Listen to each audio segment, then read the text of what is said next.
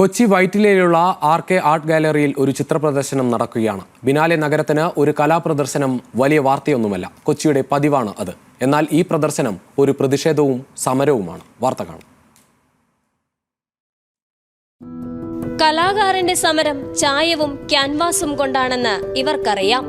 ഇത് സർക്കാർ ആർട്ട് ഗാലറികളിൽ പടിക്കു പുറത്തു നിർത്തുന്ന കലാകാരന്മാരുടെ സർഗ പ്രതിഷേധം.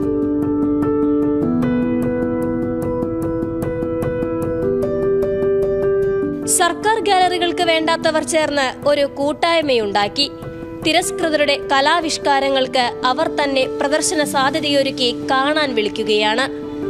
34 കലാകാരന്മാർ, 34 കാഴ്ചാക്കോണുകളിൽ കലയുടെ ഒരു കൊളാഷ്, ജീവിതത്തിന്റെ വൈവിധ്യം, അതിന്റെ 100,000 വ്യാഖ്യാന സാധ്യതകൾ. സമാന്തരം എന്ന ശീർഷകം പോലെ തന്നെ അർത്ഥം ഉൾക്കൊള്ളുന്ന ഒരു പ്രദർശനമാണിത്.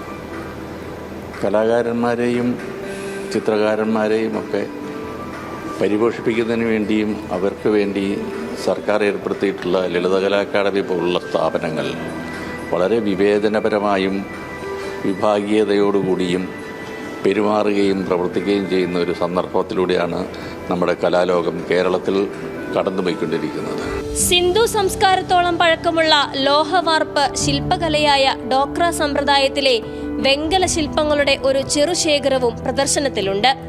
ഗോത്രശില്പി സക്കാറാം ഭേജിന്റെ ഒരു ശില്പവും ഇക്കൂട്ടത്തിൽ കാണാം.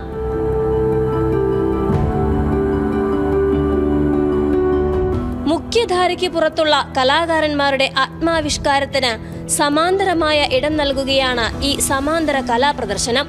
പ്രദർശനത്തിനിടെ ചിത്രങ്ങൾ വിറ്റുപോകുന്നത് കലാകാരന്മാർക്ക് ഒരാശ്വാസവും. ലളിതകലാ അക്കാദമി മുൻ ചെയർമാൻ സത്യപാലാണ് കലാപ്രദർശനം ക്യൂറേറ്റ് ചെയ്തത്.